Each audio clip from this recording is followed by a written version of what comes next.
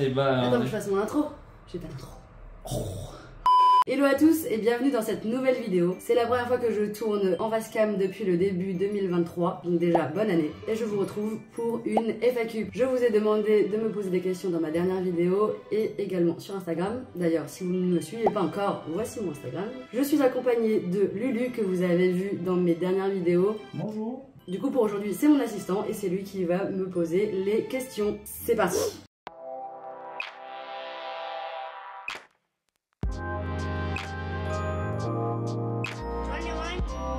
Je ne sais plus qui nous demandait à ce que tu nous montres tes tatouages. Du coup, mes tatouages, j'en ai, je crois, 14, si je dis pas de bêtises. On va les faire de manière chronologique. Donc mon premier tatouage, c'est celui-là, que j'ai fait à mes 18 ans. Ensuite, j'ai fait celui-là, une petite lune. Et en même temps, j'ai fait celui-ci, un mandala. C'est celui que je regrette le plus d'ailleurs, parce que c'était vraiment la mode du mandala à l'époque. C'est pas que je le regrette, mais j'aurais peut-être pas refait si c'était à refaire. J'ai fait celui-là, une rose. Ensuite, j'ai fait cette baleine, cette queue de baleine que j'adore. Ensuite, il y a ce grand là, celui-ci. Il y en a un sur ma cheville, mais que je ne montrerai pas parce que c'est moi qui l'ai fait moi-même et c'est terrible. Celui-là aussi que j'ai eu pour mes 20 ans ou 18 ans, mais c'est mes copines qui me l'avaient offert. Et du coup, il y a 10 feuilles parce qu'on était 10, 9.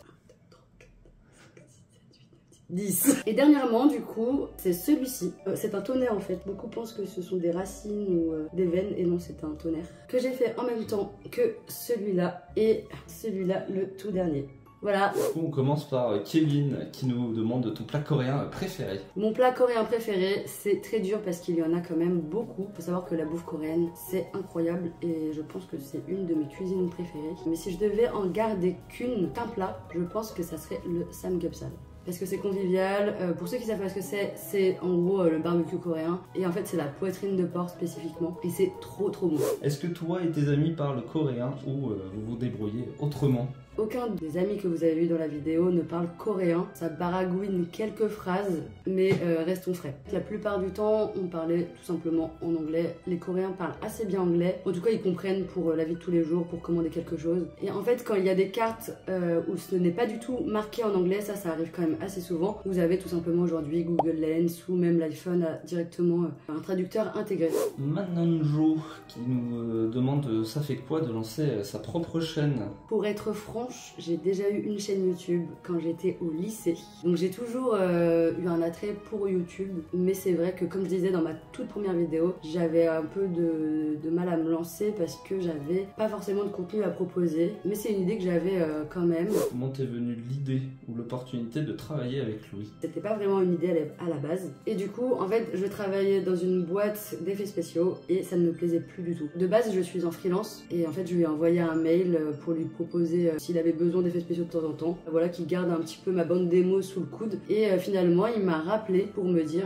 en fait, je cherche pas du tout quelqu'un pour faire des effets spéciaux, mais pour être mon bras droit. Et en fait, comme je connaissais Marie Palo, c'est plus facile pour lui de me faire confiance. Et voilà, du coup, il m'a invité à manger. On s'est bien entendu. J'ai eu 6 mois de période d'essai entre guillemets parce que j'étais toujours en freelance. Depuis le 1er janvier 2022, je suis en CDI. Quels sont tes projets pour le futur et quels sont tes prochains voyages? Entre parenthèses, Japon. Pour moi, le futur, là, c'est un petit peu fou. En venant de mon voyage en Corée, du coup, je suis partie de octobre à décembre. Je suis revenue, j'ai lâché mon appartement à Paris. Donc, c'est pour ça que là, d'ailleurs, je suis pas dans le décor, le premier décor que vous avez vu, puisqu'en fait, je compte faire des allers-retours à Séoul. Et en attendant, je suis chez mes amis que vous avez vus, Lulu et Lenny dans les vidéos. En fait, ils avaient déjà une colocation en banlieue parisienne. Et j'ai tout simplement rejoint cette colocation parce qu'il y avait une pièce qui servait à rien. Du coup, pour parler de futur, c'est un peu compliqué parce que là, je ne sais pas trop où va la vie. Qui est le best bro par Multi? Multi. Que penses-tu de la Corée pour l'instant? La Corée, c'est très cool. Si vous avez l'occasion d'y aller, allez-y parce que vraiment, on mange bien, on sort bien, on boit bien, on fait la fête. Il y a beaucoup de choses à faire, à voir, c'est très chill, plus ou moins que du positif. Quelles seront les prochaines destinations que tu feras en Corée? Ça serait Busan et Jeju. Bon, on va rester dans des classiques pour l'instant et puis après peut-être on découvrira d'autres villes. Comptes-tu faire un vlog au Japon quand Louis t'en aura payé? Bien sûr, quand je vais aller au Japon cette année, et bien sûr il y aura des vlogs au Japon. Est-ce que l'ambiance du groupe était bonne? Repartir avec tous ensemble? L'ambiance du groupe était vraiment très bonne, on s'est vraiment bien entendu. Après on n'avait pas trop de doutes parce qu'on avait déjà voyagé ensemble et on est amis depuis longtemps donc voilà. Une autre belle destination de prévue après la Corée? Sinon ça va.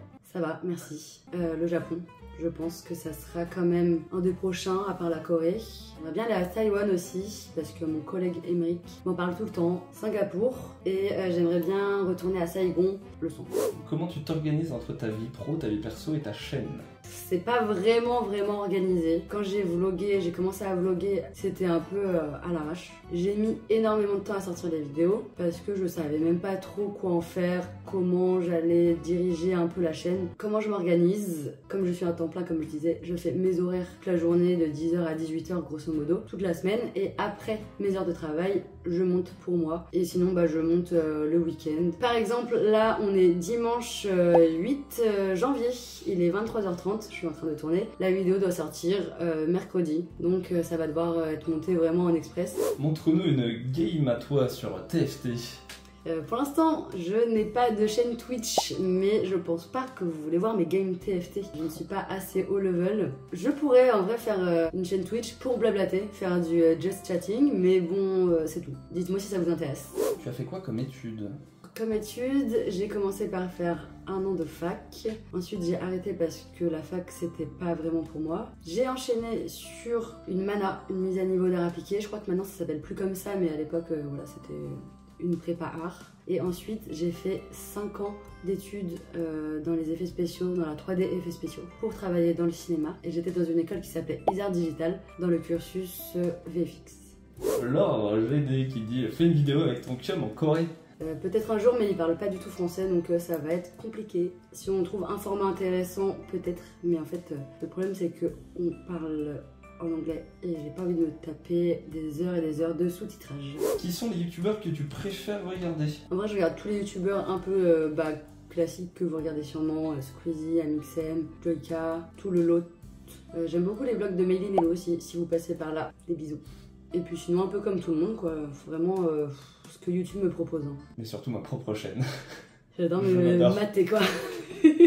Une fois par jour. Que comptes-tu faire comme vidéo après les vlogs en Corée? Pour l'instant, si on récapitule, il y a eu 3 vlogs. 4 vlogs. La 5e vidéo, c'est cette FAQ. Et en fait, il faut savoir que je repars en Corée dimanche prochain, donc le 15 janvier. L'aventure va continuer. Ça va être un peu au feeling.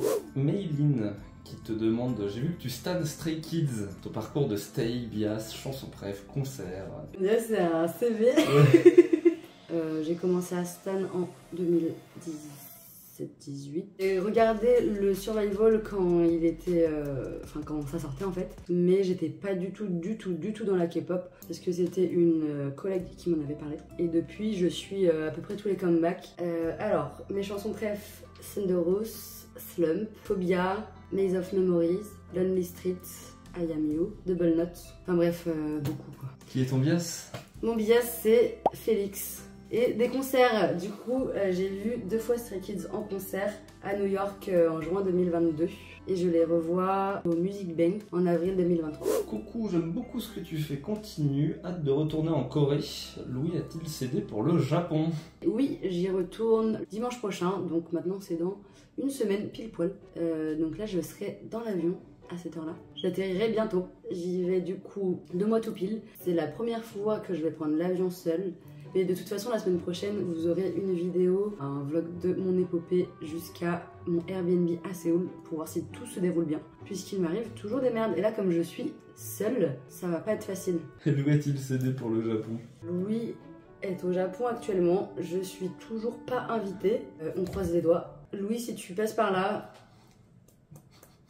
j'attends. Tes objectifs 2023 sur YouTube? C'est un peu tôt pour des objectifs YouTube tout simplement, parce que bon, je viens vraiment de commencer, mais j'aimerais bien avoir 10 000 abonnés, je pense que c'est faisable en 1 an. Me tenir à sortir une vidéo par semaine, en tout cas globalement d'avoir donc 3 à 4 vidéos par mois. Et puis c'est déjà pas mal. Sentimentalement, où en est ta vie? On est là, bah ça va bien. Comme mon copain est coréen et habite à Séoul, comme vous le savez sûrement, il n'y a pas énormément de vacances en Corée. Et du coup, bon bah il peut pas se prendre 3 semaines ou 2 semaines comme ça pour venir en France. Donc voilà, c'est à moi de bouger là-bas. Comme je suis en télétravail, ça me permet de pouvoir voyager en même temps, comme j'ai déjà dit. Je peux me permettre d'aller 2 mois en Corée sans que ça impacte mon travail et sans poser 2 jours de congé. Donc c'est comme ça qu'on procède. Comment as-tu commencé le montage? Qu'est-ce qui t'a donné envie d'ouvrir ta chaîne? J'ai commencé le montage un peu sur le tas quand j'ai commencé à travailler avec Louis. Et qu'est-ce qui m'a donné envie d'ouvrir ma chaîne? Je rigole. Comme je travaille déjà pour YouTube, j'ai, on va dire, les skills nécessaires. Je me suis dit pourquoi pas essayer comme ça, et puis ça me plaît de faire ça. Voilà, tout simplement. C'est comment de travailler avec Louis, sinon tes vlogs sont trop bien, j'adore. Merci beaucoup, et bah, franchement c'est très cool de travailler avec Louis. On se voit pas tant parce que bah, là par exemple il est au Japon, quand il va revenir moi je serai encore en Corée, donc voilà, mais on s'entend très bien, même avec mes autres collègues on s'entend très bien, donc franchement c'est vraiment top. Tu payes comment tes voyages en Corée? Tu bosses de là-bas? Et ben avec mon argent. S'il y a une compagnie aérienne qui veut me sponsor, même Airbnb, j'en sais rien, une guest house, n'importe quoi, je prends.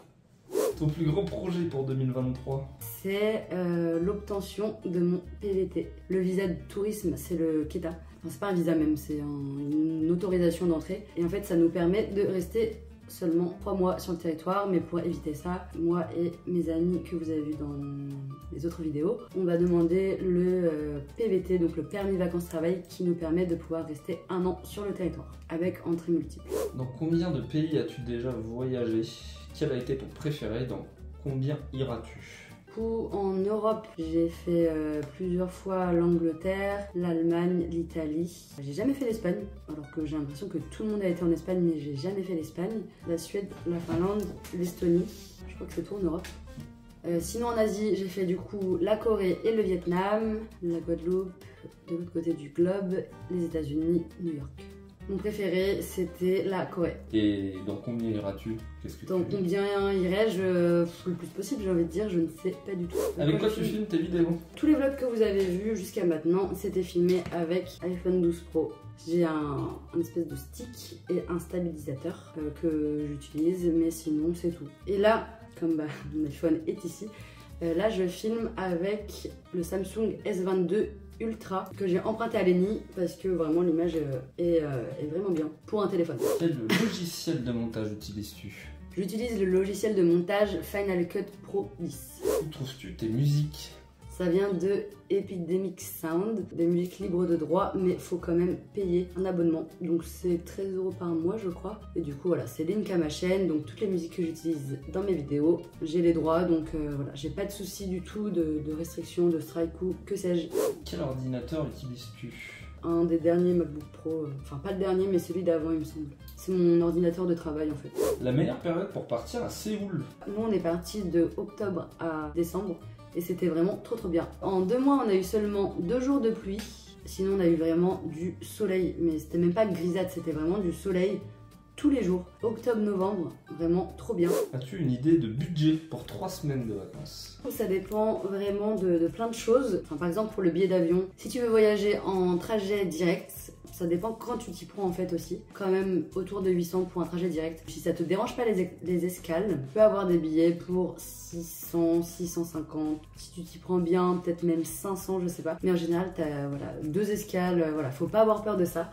Pour le Airbnb, franchement, ça dépend si t'es avec des potes, si tu peux diviser. Ça te dérange pas d'avoir petit, de partager tes toilettes, ta salle de bain, enfin ça dépend de plein de trucs. Airbnb, enfin c'est le plus simple quand tu connais pas. De toute façon, je ferai une vidéo pour expliquer les différents types de logements et je vous ferai aussi un room tour de mon prochain appartement. Ouais, je dirais que ça va de 350-400 à jusqu'à où tu veux. Après, voilà, ça dépend vraiment de ton budget. Mais pour être large, avec billet d'avion, logement et bouffe et vie quotidienne, 1500, un bon 1500-2000 € Après, tout ce qui va être vêtements, maquillage, produits de beauté, j'en sais rien, enfin des trucs vraiment externes, bon bah ça c'est à toi de voir. Question, combien ça vous est revenu ce séjour? Alors moi mon billet d'avion c'était du coup direct avec Air France, donc faut savoir que Air France en général c'est un peu plus cher que d'autres compagnies et je crois qu'il était à 850, sauf que on a décidé de rallonger un mois de plus, un peu au dernier moment, ce qui nous a coûté 400-450 € de plus pour changer le billet parce que ce billet en question était plus cher, donc on a dû payer la différence. Le Airbnb, on a fait 2 types de logements différents. Donc le premier que vous avez vu dans la première vidéo, c'était environ 550 € par personne. Et le deuxième, 550 € par personne aussi. Du coup pour 2 mois, c'était à peu près 1100 € de logement. Faut savoir qu'on a dépensé énormément d'argent dans tout ce qui était nourriture parce que on ne cuisinait jamais, on mangeait tout le temps dehors. Je saurais même pas vous dire combien, on n'a pas vraiment budgétisé. Et aussi, on s'est fait vraiment plaisir au niveau des vêtements, des manteaux pour l'hiver, une nouvelle paire de baskets. Tout ça, c'est des dépenses qui sont pas utiles. Peut-être 4000, 5000 par personne, mais pour 2 mois, je le rappelle. On est des Américains. On a un peu abusé, oui. On s'est fait plaisir. Ouais. Voilà, on s'est fait plaisir. Quelle est la chose la plus positive et la plus négative que tu retiens de ton voyage en Corée? Du coup, la chose la plus négative, j'étais sans le sou, littéralement, pendant 10 jours. J'ai perdu toutes mes cartes bleues. Mais je voulais faire une vidéo, mes galères en Corée du Sud, donc je pense que je raconterai cette histoire qui est un peu longue dans une autre vidéo. Et positive, c'est plus ou moins tout mon voyage. Feras-tu des vidéos à thème des fêtes traditionnelles ainsi que des comparaisons avec la France? Comme c'est bientôt la Saint-Valentin, peut-être que ça peut être une idée. Pour voyager là-bas, est-ce que le visa est facile à avoir? On parle bien juste de voyage, donc de tourisme. Ce n'est pas un visa, c'est juste une autorisation d'entrée qui s'appelle le KETA. C'est directement sur internet, en quelques clics c'est réglé. C'est très facile à avoir, ça dure 2 ans et vous pouvez rester sur le territoire 90 jours, donc 3 mois environ. Après il vous faut un visa, donc il y a plein de types de visas, je pourrais en parler aussi plus tard, mais pour le tourisme c'est juste le KETA. C'était la dernière. Merci à tous de m'avoir posé vos questions, il y avait vraiment beaucoup de questions. Merci beaucoup d'avoir regardé cette vidéo, n'oublie pas de t'abonner, de mettre un pouce en l'air et un commentaire, d'activer la cloche de notification. Je vous retrouve la semaine prochaine pour mon retour en Corée. Bye bye.